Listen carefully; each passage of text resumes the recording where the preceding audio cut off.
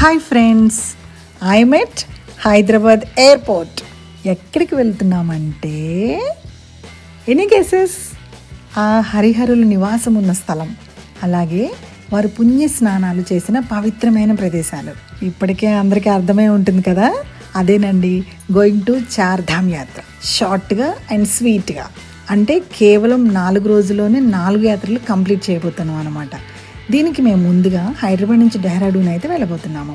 వెళ్ళి ఈరోజు నైట్ అక్కడ స్టే చేసి నెక్స్ట్ డే మార్నింగ్ ఫస్ట్ యాత్ర స్టార్ట్ చేయబోతున్నాము.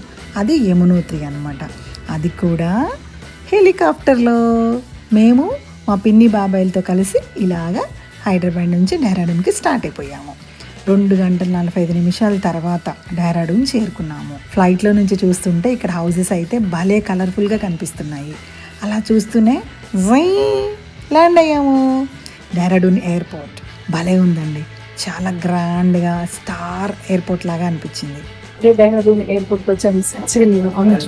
ఆల్మోస్ట్ 2 hours 45 minutes టైం పట్టింది మాకు. So Dehradun airport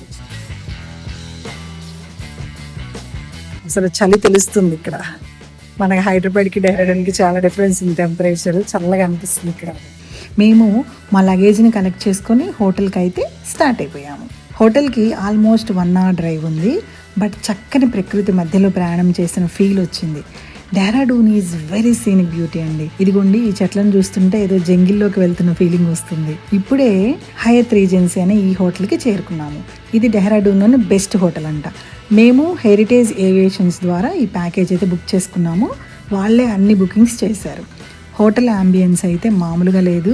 huge lobby, awesome రెస్టారెంట్తో పాటు వార్మ్ వెల్కమింగ్ కూడా చాలా చాలా బాగుంది. మేము ఇక్కడికి రీచ్ అయ్యేసరికి ఈవినింగ్ అయింది.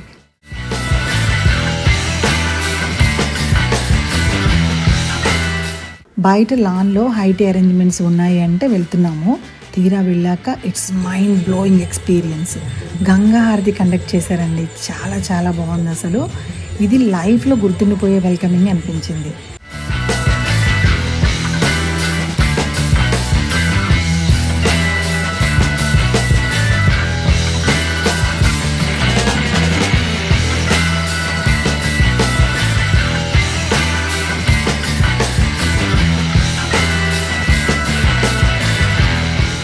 తర్వాత మేము రూమ్కి వెళ్ళాము.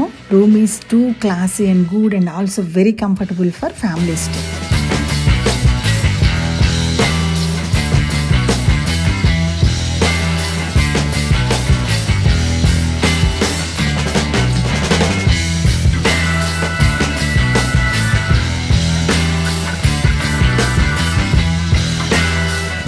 కొంచెం రిలాక్స్ అయ్యి నైట్ డిన్నర్కి అయితే వచ్చేసాము. హైత్ రీజెన్సీలో డిన్నర్ మామూలుగా లేదు. మెనూ ఏంటో చూసేద్దామా?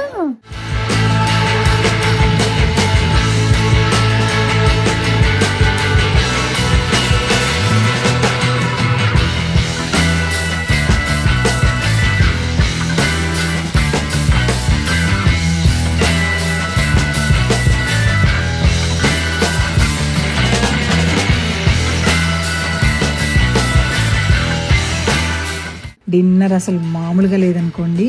యాంపల్ వెరైటీస్ అనమాట. అసలు you name it, anything is available here, including this sabudana papad, my favourite. హాయిగా డిన్నర్ కంప్లీట్ చేసుకుని రెస్టారెంట్లో ఇదిగోండి ఈ వింటేజ్ సైకిల్ దగ్గర పిక్స్ కూడా తీసేసుకుని వెళ్తుంటే ఈ ఫిష్ టబ్ మాత్రం చాలా చాలా బాగుంది అనిపించింది. ఈ ఫిష్ ట్యాంక్ అరేంజ్మెంట్ అయితే నాకు చాలా చాలా నచ్చింది. రేపు మార్నింగ్ ఒక ఎక్సైటింగ్ పార్ట్ ఉంది, అది అసలు మిస్ అవ్వకండి ఫ్రెండ్స్. Stay tune with కలగొండల.